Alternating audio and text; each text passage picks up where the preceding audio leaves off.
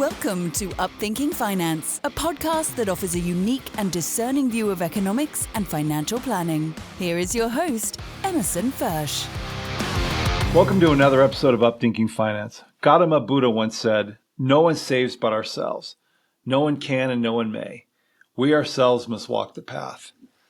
If there's been a common theme with the last several guests about UpThinking Finance, it's a sense that the global economy is headed off the rails, that the wealth inequality, the insurmountable debt, all of this is leading us to a day of reckoning. But there's also another component to that that's come up in these discussions, and that's that there's a spiritual element that we're headed for as well, some sort of a spiritual awakening, whether it's a personal consciousness or self-awareness, but that this is a transformational point in history. I'm really excited to speak about this with today's guest, who has a very unique story. Her name is Emma Slade. She was born in Kent, UK, and was educated at Cambridge University and the University of London. She's a qualified chartered financial analyst and worked in asset management in London, New York, and Hong Kong. A deep-seated desire to inquire into the deeper aspects of humanity arose following a life-changing business trip in Jakarta, where she was held hostage at gunpoint. She resigned from her financial career and began exploring yoga and meditation and methods of well-being with the ultimate aim of turning a traumatic episode into wisdom and conditions for thriving. Emma qualified as a British Wheel of Yoga teacher in 2003 and for the last 19 years has run numerous yoga workshops and retreats. Her interest in Buddhism as a science of the mind strengthened after meeting a Buddhist Lama, which is a teacher, on her first visit to Bhutan in 2011. This crucial chance meeting led her to studying Buddhism with this Lama and, eventually, led to her becoming the first and only Western woman to be ordained in the Himalayan Kingdom of Bhutan as a Buddhist nun. Currently, her passion and energy is directed towards a charitable organization she founded, Opening Her Heart to Bhutan. So it's my pleasure to welcome to UpThinking Finance, Emma Slade, coming to us from the UK. Emma, thank you for joining me on UpThinking Finance. Okay, my absolute pleasure to be here. So yours is a unique story, and I'd like to start with just the beginning, I suppose, which is what drew you to finance? So a combination of things. First of all, my father had died of brain cancer, which was very traumatic. And so I think partially I just wanted to do something which was really about the head. It was just about being smart, analyzing stuff. It wasn't emotional. It wasn't about my inner world really at all. So on a kind of really personal level, that was what was going on with me. On a simpler level, I wanted to be with what I thought were going to be really smart people, fast-moving brains, fast-moving information. And I had a sense that politics didn't really run the world, that economics and stock markets run the world. So I wanted to be where I thought the world was being run by. So a lot of different stuff there, both head, but also a very, very much a, don't ask me how I am, but, I'm going to give you some statistics and some percentages and the last year's accounts, then we're fine. Yeah. You acquired the Chartered Financial Analyst designation, which is pretty much the holy grail in the financial world. I mean, so you went all in. Oh yeah, I tend to go all in for things. Yeah, the CFA. Yeah, I took the first one in New York and the second one and the third one in Hong Kong. And yeah, I was really chuffed to get it. I don't know if chuffed is a word you have in America, but it is now. I was really thrilled to get it. Yeah, I love learning stuff. I just love learning stuff about the world in any field, really. So you obviously, you traveled. I mean, you were managing, if I remember right on your interview with Russell, you managed emerging market bonds. Am I right on that? Yeah, I assisted in managing $1 billion in high-risk emerging market debt out of Hong Kong when the Asian tigers were rising, and then the Asian tigers popped like a balloon after the Thai baht collapsed. So yeah, I saw the most exciting, exuberant market rise and the most terrifying, unbelievable market fall apart, all there in Hong Kong. Did you enjoy the work? Was it exciting for you? Was it satisfying, if I can ask that? Yeah, definitely, definitely. I really like to be in a situation where it's unlikely that I'm going to succeed. And if that makes any sense, I like a high challenge situation. And, we're back in the 90s, right? We're in the early 90s. So there was a lot of men, there was a lot of testosterone, there weren't a lot of women. So I just like a high challenge, and it did feel like a high challenge situation. Also, emerging debt was a high challenge situation. It was kind of interesting one, right? Lots of things weren't on Bloomberg, yeah, I really enjoyed it. It felt like you're at a bit of a frontier in lots of different ways, and I love knowing stuff. I just love knowing stuff. So I just like knowing about the Indonesian concrete market and the Thai petrochemical market, and I just like knowing, trying to work out how the world worked, really. And it was really really exciting. You mentioned that, and I remember, I've been on the, I guess you'd say the retail side, taking all the work people like you do, and finding a home for it in client portfolios.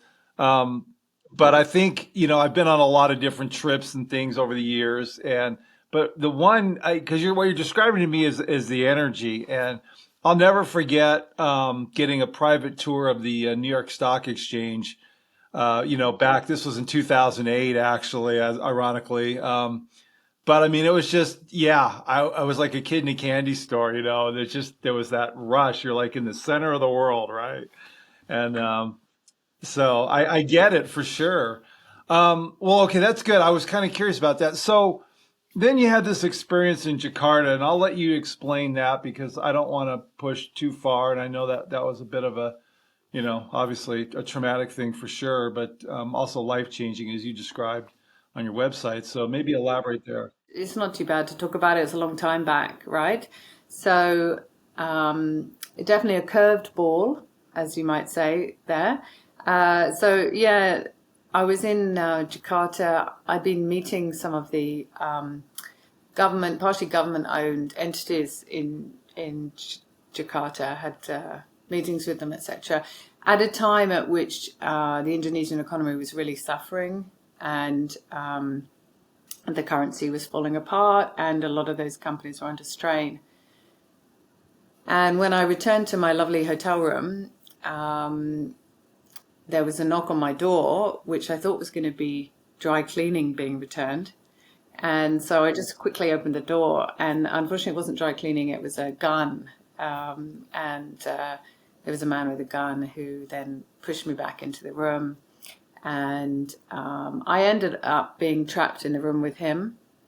And so quite a traumatic experience, really, to be frank. And I thought it was to do with the meetings that I'd had, because, Indonesia at that point was a very interesting place. And so I thought, because I'd asked some really probing questions, because I was brave as an analyst, I wasn't, I was pretty, right, let's get to the bottom of this. So I thought I'd just probed too far. And it actually wasn't that, as I discovered in the end, but that's what I at first presumed. And I got trapped in the room with him.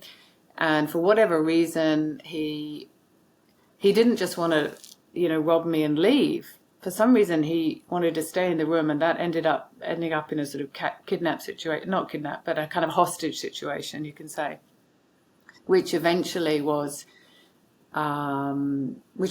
I escaped from, obviously, because I'm here now with you talking on your beautiful podcast.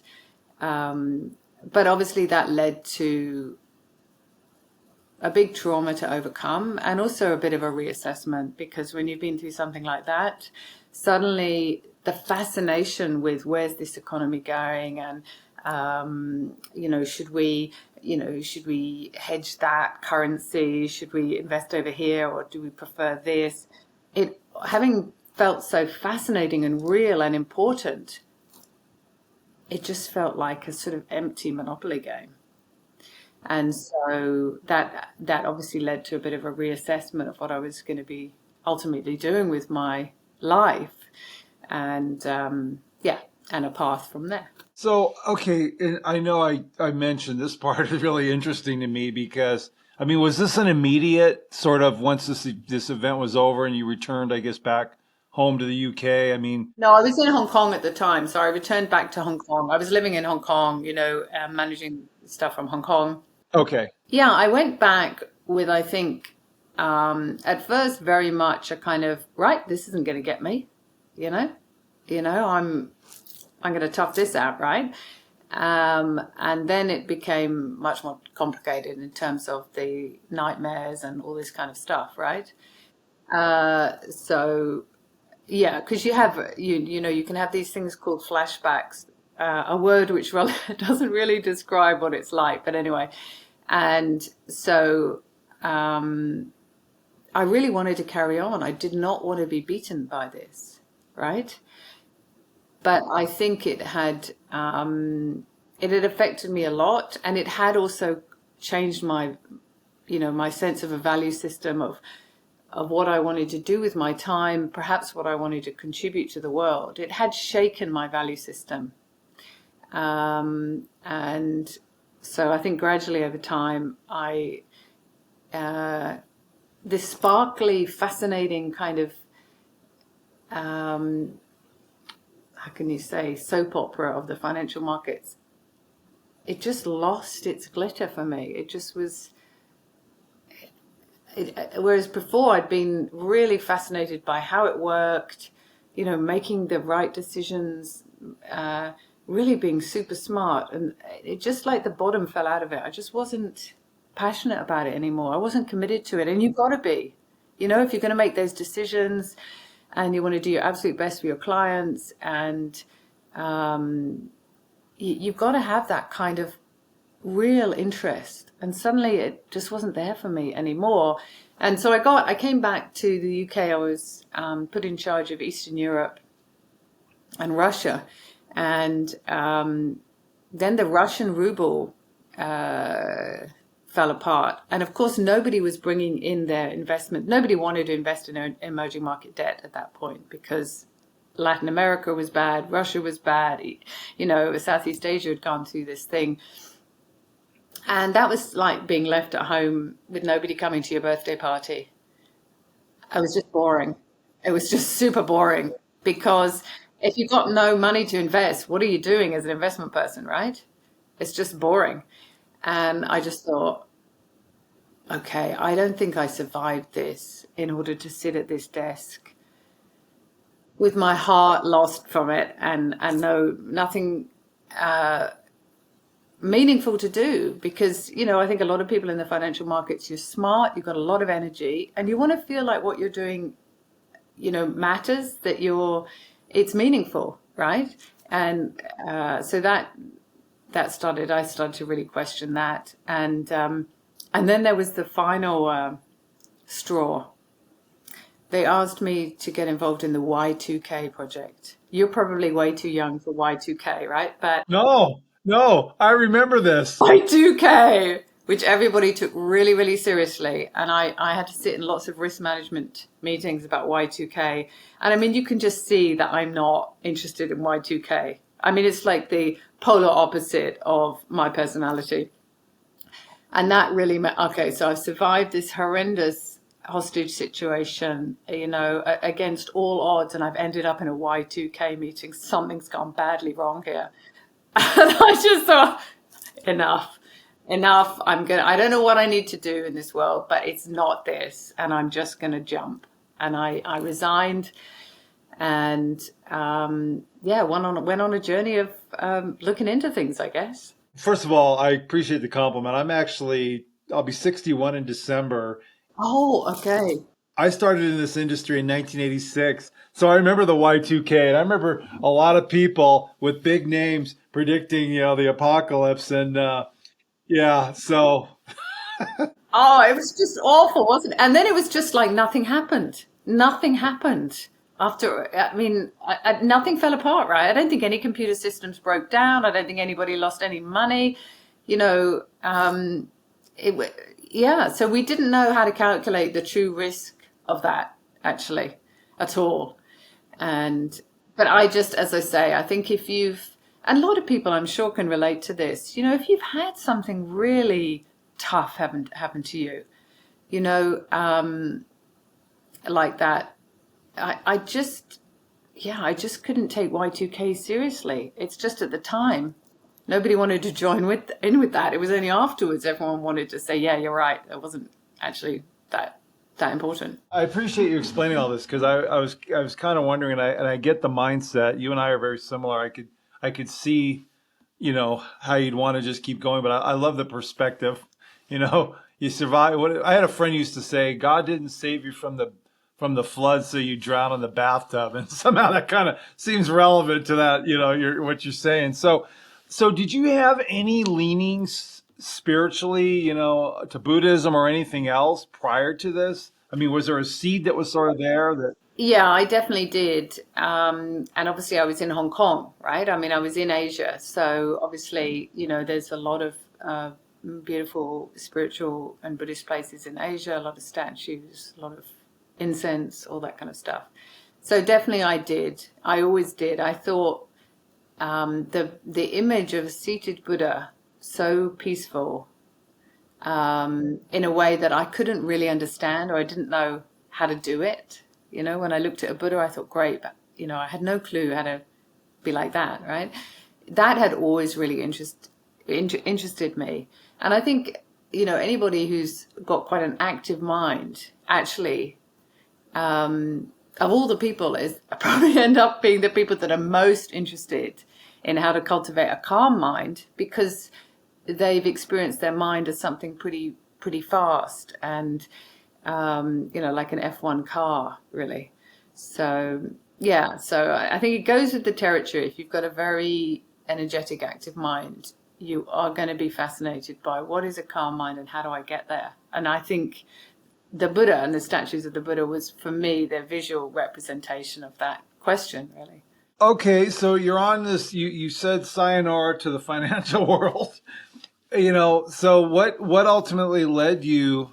I know I'm skipping probably a lot here, and I don't want to because I think the interesting part's the details. But so when did you sort of settle on, I guess formally pursuing a Buddhist lifestyle? Is that the proper way to put it? Yeah, so I became a Buddhist in 2001, 2002, something like that. So about 3 years after I left the financial markets. But I mean, that was just as a lay person. So, I'm not in robes or anything like that. I'm still in worldly life. So I'm still trying to have relationships with people and pay bills and work out what I'm doing and, all this kind of stuff. It was only when I went to the Himalayan Kingdom of Bhutan in 2011 that I had this very auspicious meeting with a monk, and who I felt some very profound connection to. And that's really what then led, only a year later, to him telling me to change your dress.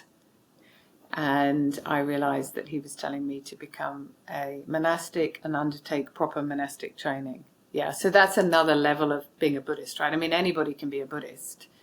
They don't have to look like this or anything. Being a Buddhist monastic means living under vows of celibacy, no alcohol, really dedicating your life to helping others, etc. So it's a severe upgrade on a regular Buddhist. People have defining moments, I think, one way or another. It's whether, I think if you're living a whole life, as my wife would say, and you're out, experiencing things and you're going to have moments, where you're living, like experiences happen.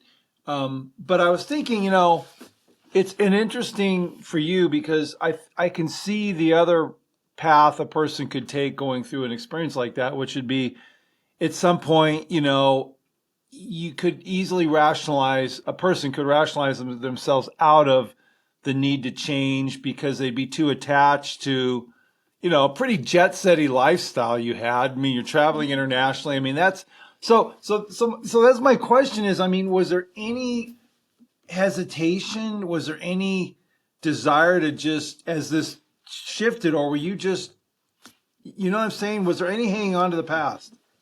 No, there really wasn't. And yeah, I mean, I'd liked, as I explained in my book, I mean, I really liked the shoes. I had, some Armani, I had some Versace.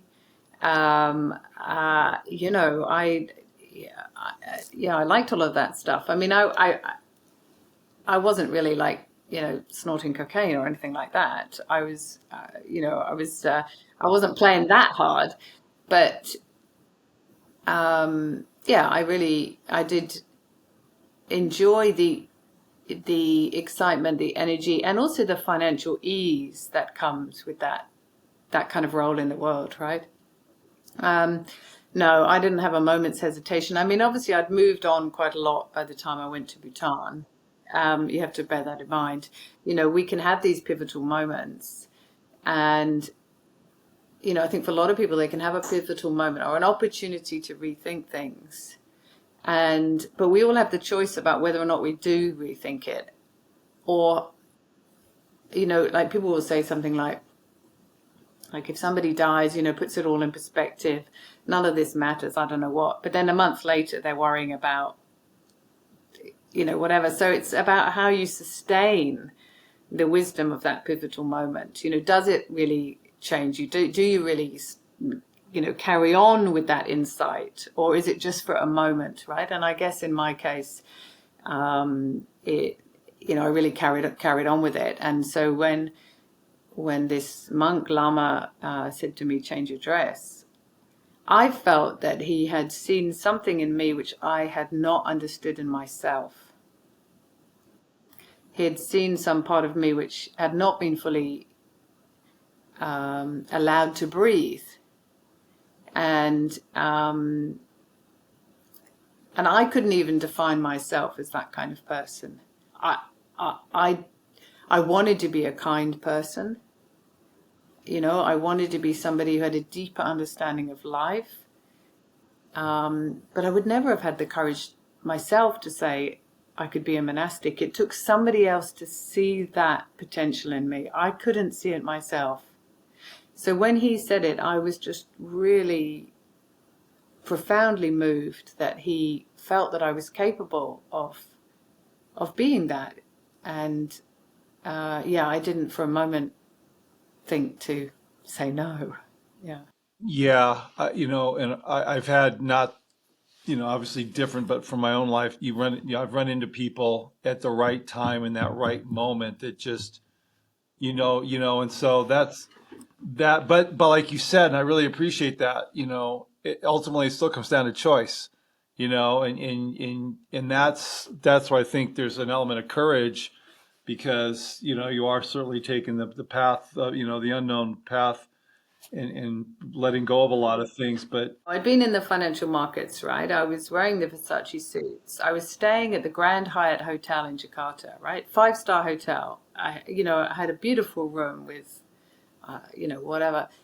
There was a swimming pool there. And in that place of apparent safety, I was held hostage. So for me, a lot of the ideas of, money makes you safe, being in this kind of area makes, I don't know, there was something there that when that didn't work, when that fell apart, then, I did become more courageous. I had to, because I had to rely on something else because, the boundaries of a lovely 5-star hotel actually it hadn't worked. It wasn't reliable somehow. Does that make sense? no, it totally does. It's very symbolic, actually, because of all the places, you'd think that's the least likely, place that, you'd think you'd be at risk. Exactly. The whole totality of everything.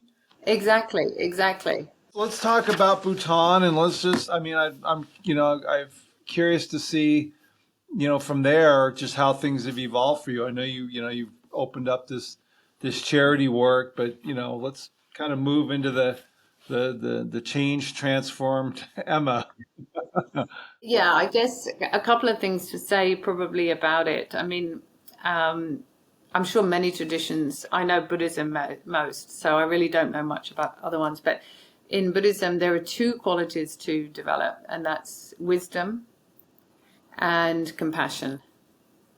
And so we train our minds. We train our minds' habits and responses through training in wisdom and compassion. So, for the first few years, I had to do a lot of practices and a lot of formal study, mostly in Tibetan and English. So, not easy linguistically. And then about 3 years into that, I had an experience in Bhutan where I met a young girl, 19, who had never really left her house and seemed to struggle walking and various things. And I just thought, I have to help her. I want to do something for her. This is. I'm sure this is not okay. I'm sure if she was in England, we would be somehow able to give her more help. And that was the seed that that contact, that moment, awakened in me some kind of courage to say, okay, I'm not going to walk past. In this instance, I'm going to do something about this. I'm going to try and help this girl. And eventually, that led to the founding of my charity, Opening Your Heart to Bhutan. And we've since done loads of work in Bhutan, especially with children with special needs or in very difficult circumstances. And it's the thing I'm most proud of. I mean, if becoming a monastic was the way to found this charity and, end up helping hundreds of children, then brilliant, brilliant. Because I don't think I would have ever founded a charity with all my heart if I hadn't become a Buddhist nun. I might have done, if I'd carried on in the financial markets, I'm sure I would have gone to lots of charity fundraisers, but my heart would not have been changed like it was when I met that girl. And so I am really content with the fact that I founded this charity, and I've just worked really hard for it for 10 years now. And yeah, it's just the best thing I've done with my life. And obviously if I died in that room in Jakarta, I never would have been able to contribute this. And so I'm just really pleased that I have been able to do that. You brought up an interesting point. I served in the church I'm a member of, in some leadership roles, and I'd call it a check writer, send a check off for a variety of causes. But through a bunch of different things, we started, it's one thing to just, drop off a bunch of stuff for homeless people or whatever, but when you start getting, like you're talking about, it becomes personal, where you're working directly with people and listening to their stories and finding out, when there's, like you said, compassion. And compassion is, once it's turned on, I don't know how you turn it off. I don't think you can. And because you see things differently and you see people and conditions and you have empathy. So anyway, that's really powerful. I just, I understand what you're sharing. Yeah, I mean, it's brilliant to write checks, and support other people. Thank goodness people do that with my charity, right? I mean, it's absolutely fantastic to do that. But when you found your own charity, I just feel this very strong responsibility, both to the people who support us, but also to the children, right? Because you just, like you can write a check and, like you may not even remember the name of the charity a couple of years later, right? Whereas when you're founding a charity and you're responsible for it and its integrity and the work that it does, it's there, you know the names of the children, you often know their backgrounds, their parental situation, etc. And you feel a degree of responsibility. And so that just stays with you, compassion. Obviously, I think we really hope that in this world, people move to a place of greater compassion in their lifetime, right? All of us.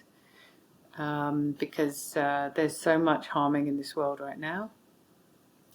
And so it's essential for this world that people genuinely feel greater compassion for more and more people. I think I hope that's the journey we're all on through all our different ways, whether this way, your way, any way. That brings up an interesting point I hadn't thought of, but how immersed are you?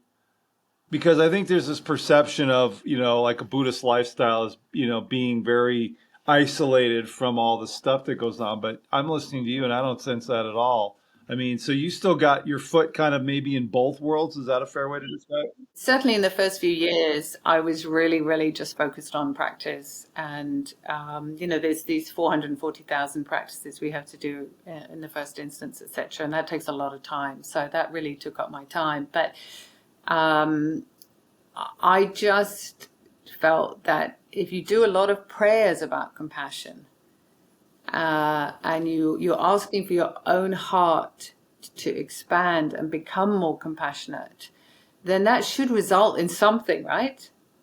It should result in something in the world. And I think that's just what happened to me. It resulted in action in the end, right? And because of that, yeah, you're right. I probably have more one foot in one camp and one foot in the other. That's also partially because of my financial training. If you've been in the financial world, you can prepare presentations, you can hopefully talk to people, you understand the numbers, you can manage things. So I have a skill set that most Buddhist monastics probably haven't had. And I wouldn't have had it if I hadn't been in finance, right? So I think it's also partially to do with that. That is actually brilliant. And you bring up a good point. I have a client who's introduced me to some, charitable work here in the U.S. But that's one of the things he talks about is, there's a lot of people who have a lot of great ideas and want to do things, but they don't have the ability to all the things you just described, the operational, administrative, that mindset that comes, it tends off for whatever reason tends to be, what is it? I don't know which side of the brain, right side of the brain. But you need the ability to also, and so I think this is really important. I'm glad we're having this conversation because I think it's good to get some exposure because I didn't mean to, I like being personally involved, but I also like to understand the story behind why people do things. And I think that's what makes your charity so inspiring, I think, because, of what led you to even get involved. I think that it's just a whole life shift. And so for people who don't know about Bhutan, because I will be honest with you, I've heard the name, knew nothing about it until I listened to your interview. I mean, what would be sort of the reasonably short version about kind of the country and the need and again, maybe dive a little more into the work you're doing over there. Okay, so yeah, Bhutan is the last remaining Himalayan kingdom. So it's situated between what was Tibet and India. It's to the right of Nepal. So you're in the Himalayas. You're at a reasonable altitude, 2,500, 3,000 meters, something like that. It's about the size of Switzerland, and it has around 700,000 people. So about 65 to 70% of it is remaining natural forest and mountain. So it's not very well populated. I mean, you have the capital, Thimphu, is quite populated, but the population distribution throughout the country is pretty low.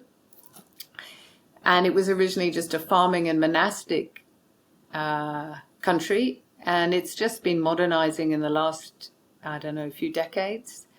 It's a Buddhist country, primarily Buddhist. I think about 80% of people are Buddhist, something like that.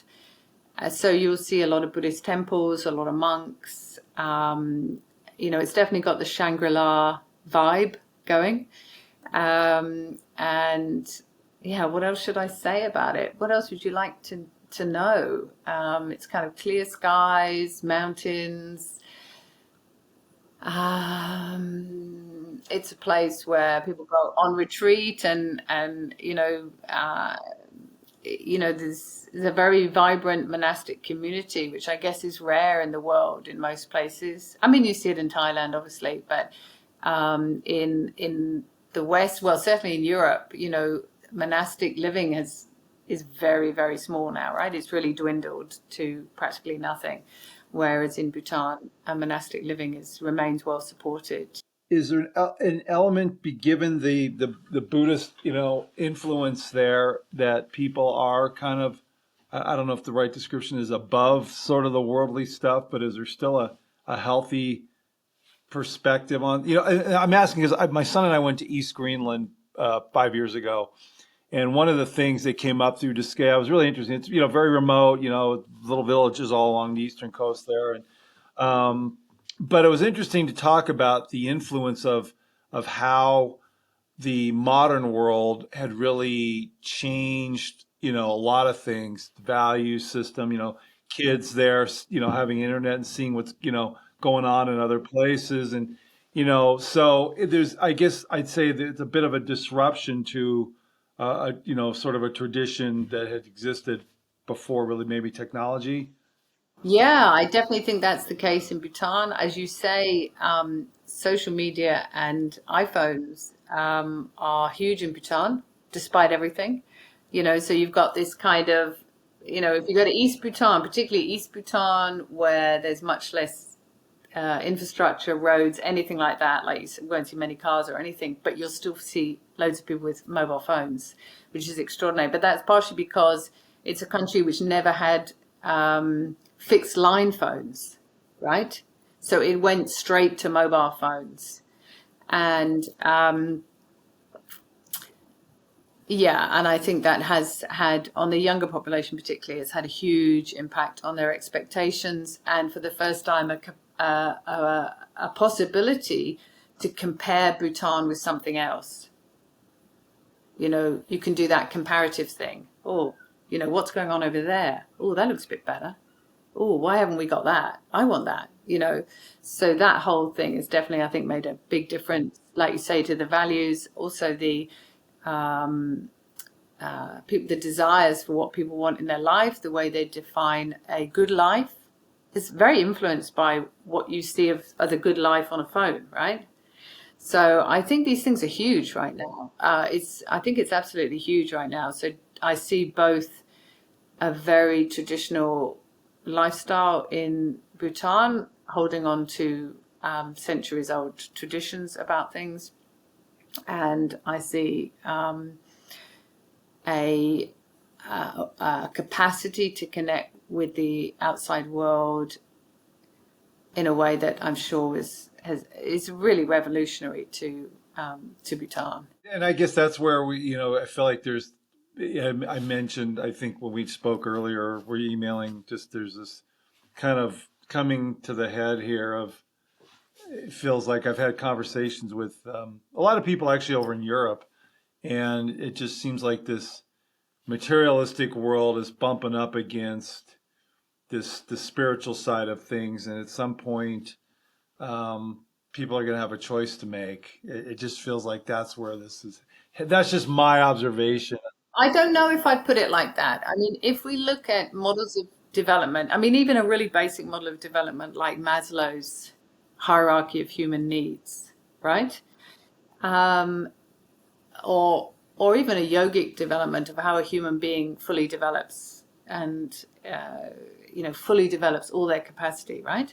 The building blocks are always the basic material stuff is there. If you look at Maslow's hierarchy of human needs, the first layer is shelter, food, warmth, dum-de-dum, right?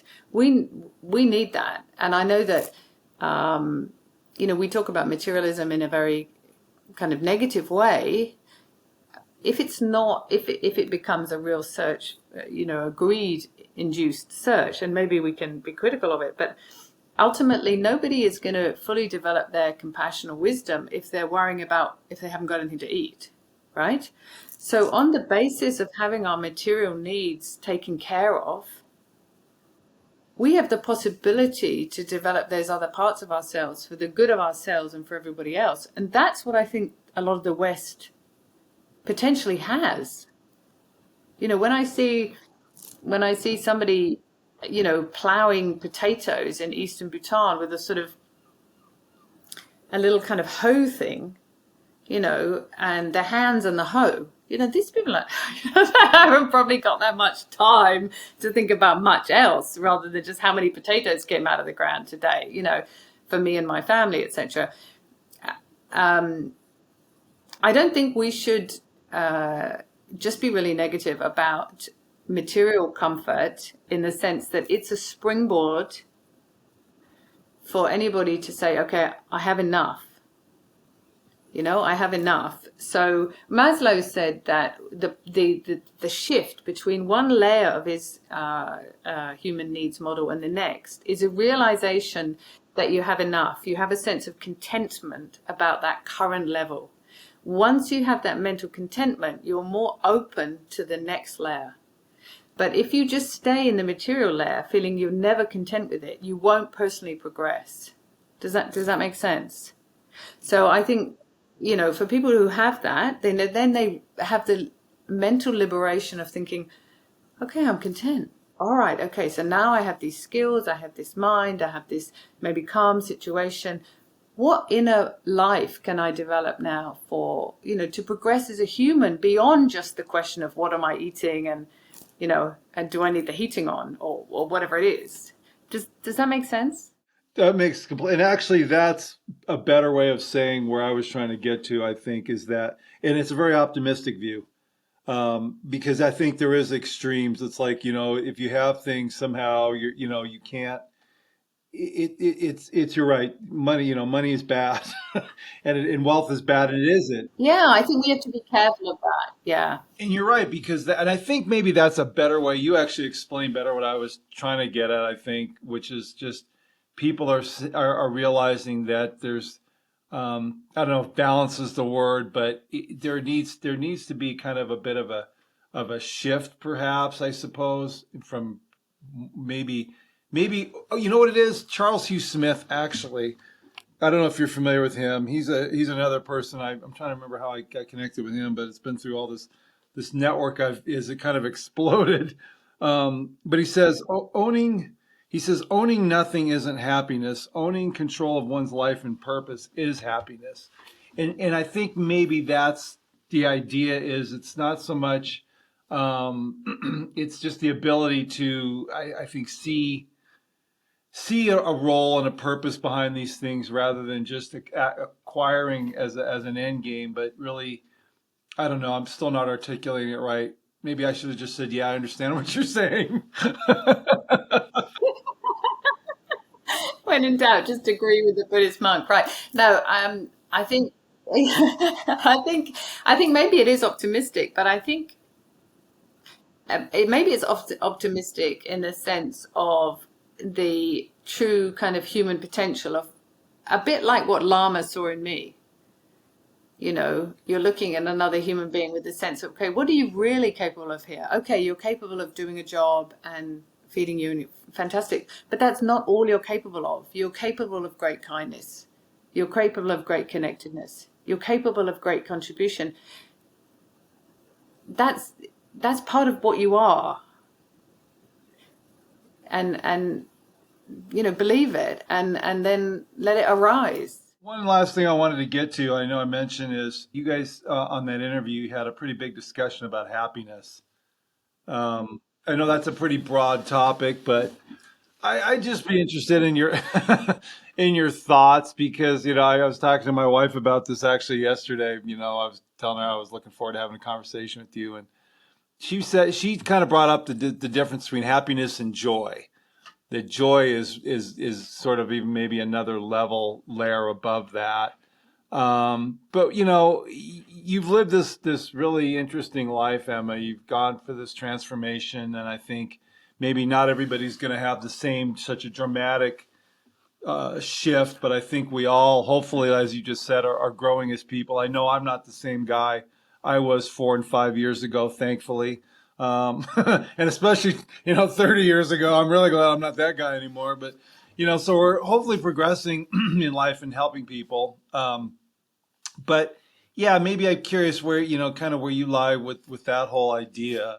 Okay, yeah, sure. First of all, I'd say if you have that awareness that you've shifted in the last 4 years, or you've shifted in the last 30 years, and you can articulate that. So you might say, I've become a kinder person. I've become a less selfish person. I've become a more patient person. I don't know what it is. That is really, really important, because then you see your own development and you can start to link those changes with how you feel inside. in terms of your own happiness, your own peace, your own sense of being comfortable in your own skin, whatever it is, right? So as meditation practitioners, we would always encourage people to notice that. How has your mind state shifted in the last year? Has it shifted positively? Has it shifted negatively? And what has that meant for you and the people around you? So you just said that very offhand, like, I'm not the guy I was 4 years ago. And we would really encourage people to look at that and then just ask why. What's happened? And what does that look like? What has that meant to me and other people, right? So that I know you said it as like an offhand thing, but that's a really big thing, actually, I think, to be honest. In terms of, there's a lot of debate around some of the linguistics: happiness, joy, peace, contentment, fulfillment. And obviously, training your mind in meditation, mindfulness, or in the arising of these qualities of compassion, kindness, etc., they're all likely to put you on the path to any of those experiences, right? Happiness, contentment, peace, joy, whatever. I think the point is to keep wishing for that, keep working towards it in whatever way, and just ask yourself, okay, so what brings me a feeling of joy? What brings me a feeling of happiness or contentment? Do more of that. And what undermines it? Because what undermines it will tend to be,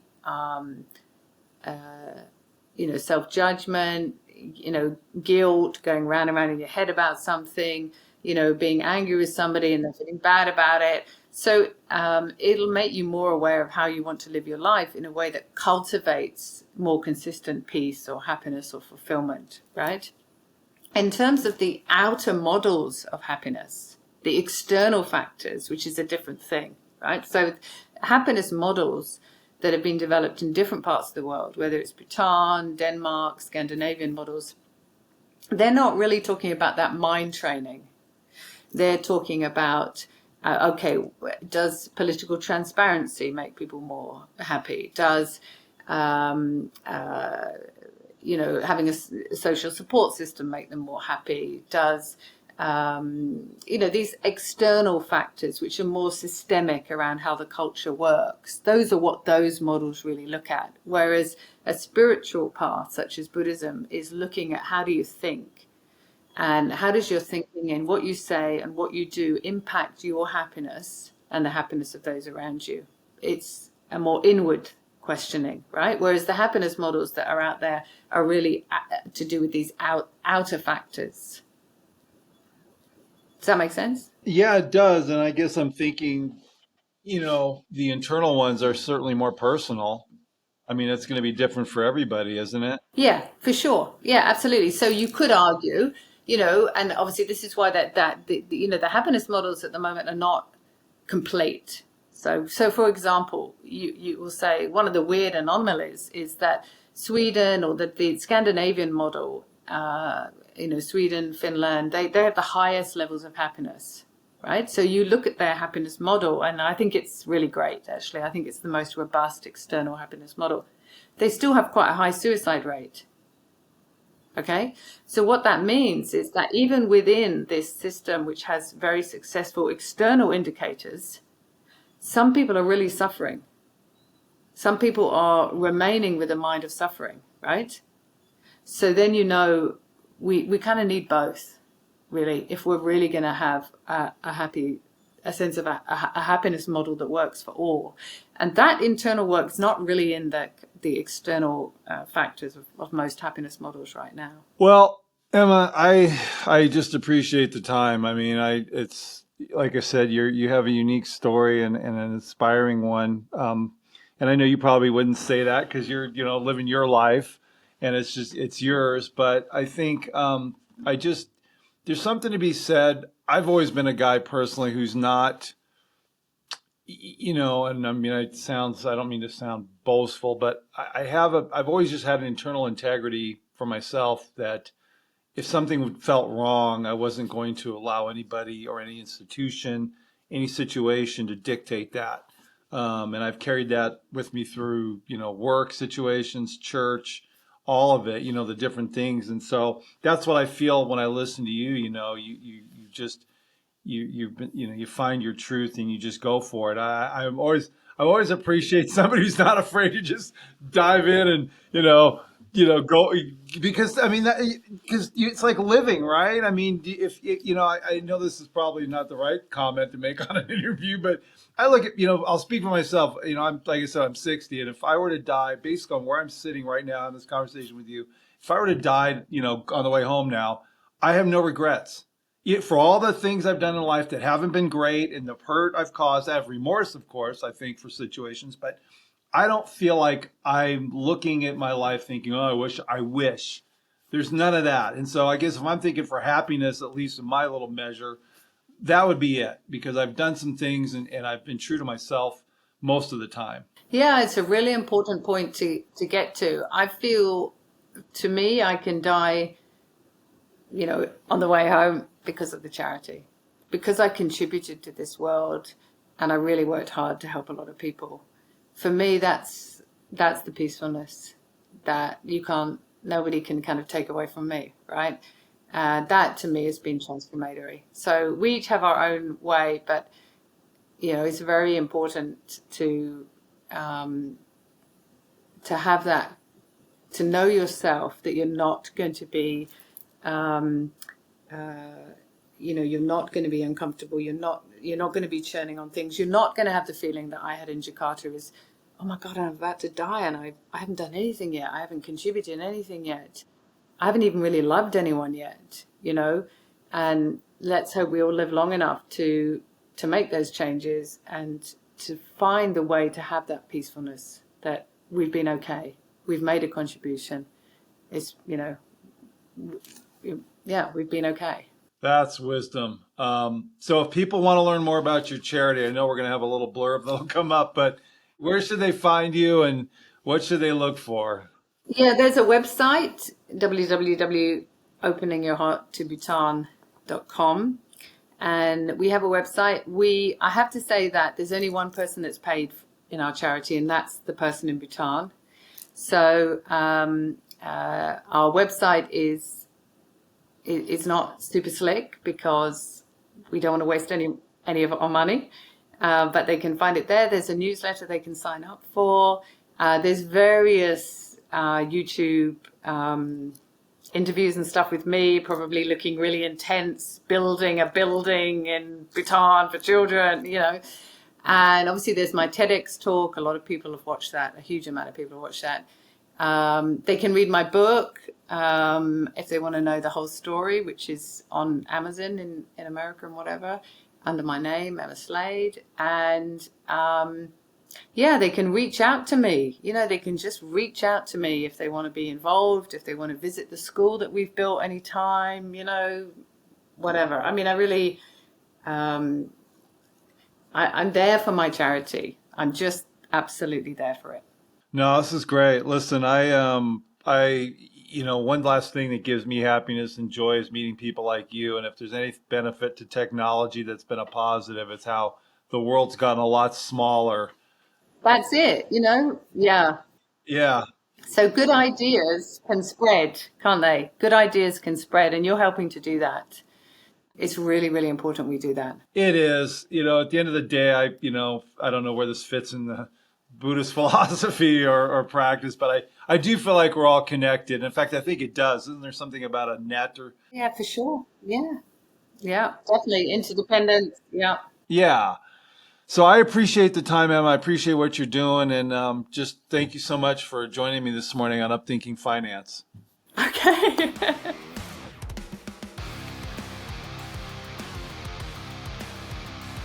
Emerson Fersch is a registered representative with and securities offered through LPL Financial, member FINRA, SIPC.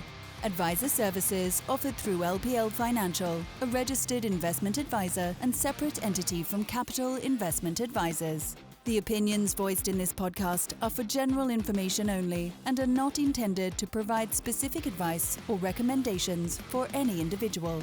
To determine which strategies or investments may be suitable for you, consult the appropriate qualified professional prior to making a decision. The guest speakers and the companies they represent are not affiliated with or endorsed by LPL Financial or Capital Investment Advisors. Individual tax and legal matters should be discussed with your tax or legal expert.